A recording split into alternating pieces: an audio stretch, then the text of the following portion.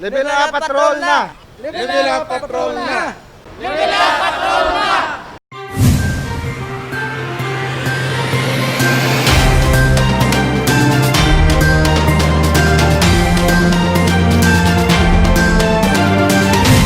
5-story Iloilo City Action Response Center ang pagatukuron sa business district sang syudad sang Iloilo. Diri sa 375 square meter nga lugar sa Times Square Center, Gaisano, magatindog ang 5 ka panalgan nga Iloilo City Action Response Center o iCare. Inyang may pondo nga masobra 37 milyones pesos. May pulis, Bureau of Fire, City Disaster Risk Reduction Management Office, kag Public Safety, Transportation and Management Office nga gapahamtang sa iCare Center. Kay nasang aga, gimpangunahan ni Iloilo City Mayor Jerry Treñas ang groundbreaking ceremony. Ari diri ang command center sang aton nga CDRRMO, ang command center sang aton PSTMO. May ari kita di ambulansya, may araman kita di fire truck, kag police car. Amo na ni subong ang template nga obrahon sang syudad. May ara kita subong ginapatapos didto sa Kalumpang nga substation sang iCare. Dali na lang na matapos, no? Actually ang didto ara na gani ang mga fire trucks. Ang police na lang kag ang aton nga ambulance ang ibutang didto. Madugay na nga handom sang alkalde ang pagpatukod sang command center. Luyag niya nga mas madali kag mas mahapos ang paghatag sang serbisyo sa mga pumuluyo sang syudad. Bisan may pandemya, dala sang COVID-19, nagapangita gihapon sang paagi ang lokal nga panguluhan nga mapadayon ang mga proyekto. Plano tani nga ang template naton ara ang tatlo. Because kung may matawagan mahapos dayon nga maka-respond kita. Kag gina-finalize na naman procurement sang communication system sang CDRRMO para nga kung may mga tawag para sa ila assistance, madasigid kayo. Ang mga proyekto kasubong sini ang paagi sang alkalde agud makuha ang kumpiyansa sa mga negosyante. Kung madamo nga negosyo ang magsulod sa Iloilo City, mas madamo nga trabaho ang dala sini para sa mga Ilonggo. Ini ang una pagidlang sa mga masunod pa nga mga iCare Center nga pagapatindugon. Plano sang alkalde, may kaangay sini nga serbisyo sa kada distrito. Ginalauman nga matapos ang konstruksyon sang building sa sulod sang kapin isa ka tuig. Jennifer Garcia Hernandez para sa Level Up Patrol. Espiritu sang Pasko mabatsyagan na sa syudad sang Iloilo. Mga matahom nga parol makit-an na sa mga mayor nga dalan sang syudad. Sa paglabay sa Benigno Aquino Avenue o kon mas kilala nga Diversion Road sa Mandurriao, agaw atensyon ang dalagko nga mga parol nga ginpangtakod sang Iloilo City Engineers Office. Ini ang Christmas Parol of Hope nga proyekto sang Philippine Chamber of Commerce and Industry Iloilo. Ang mga parol himo sang persons deprived of liberty sa BJMP male dormitory sa Ungka, Haro. Red, white, blue kag yellow ang duag sa mga parol, simbolo sang bandera sang Pilipinas. This is for the love, hope, aspiration, and compassion for all the people of Iloilo. Ang kada parol nagabili sang kapin 1,500 pesos. Ang iban sini gingamit na sang nagligad nga tuig kag ginpaidalom sa repair. Kabahin sang pondo sa sini nga proyekto ang ginbulig sang mga PDL kag mga mananahi nga naapektuhan ang negosyo bangod sa pandemya. May portion man sang pondo nga igabakal sang personal protective equipment para sa mga frontliner. As we go with this project, we realize that we have to help the frontliners with this. And one more thing, the sewers and all the affected. The sewers, the frontliners, and the PDL people. Para sa chairman sang PCCI, luyag sini mangin simbolo sang paglaom ang pagbutang sa mga parol sa mga dalanon.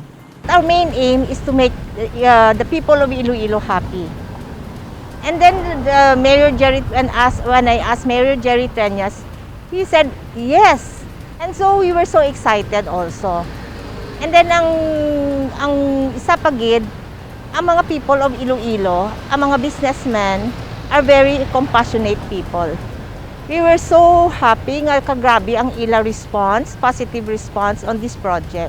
Target sang PCCI makabutang sa masobra 600 ka Christmas parol. For Mayor Jerry Treñas is my brother-in-law.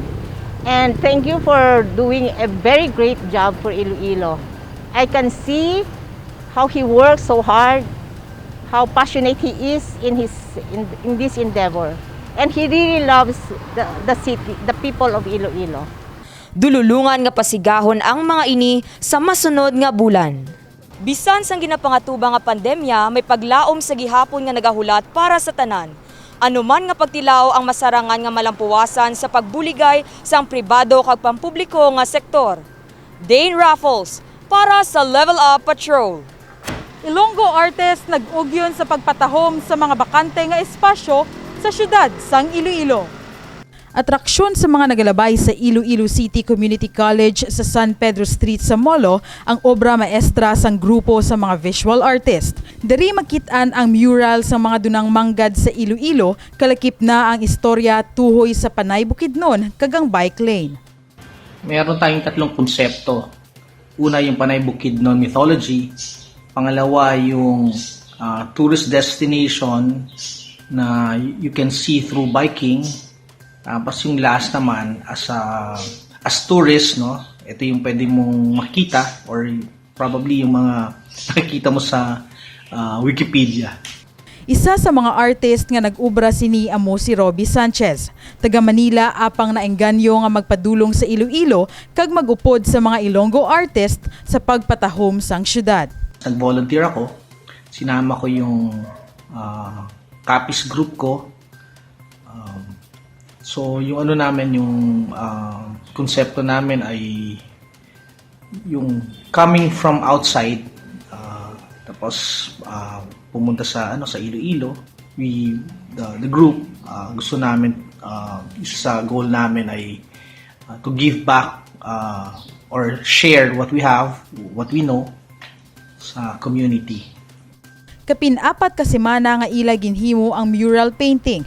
Nangin panghangkat ang pagtupa sang ulan apang wala ini nakapugong sa ila agud padayunon ang pagpatahom sang lugar.